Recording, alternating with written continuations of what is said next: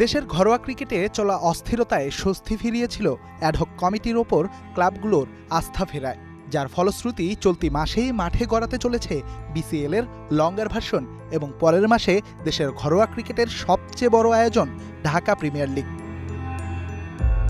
যেখানে গেল ১১ বছর দারুণ দল বানিয়ে চমক দিয়েছিল ঢাকার club legends of Rupganj, Shakib Mashrafe কিংবা সৌম্য সরকারের মতো তারকা ক্রিকেটাররাও বসেছেন ক্লাবটির ডাগআউটে, খেলেছেন জয়ের নেশায়।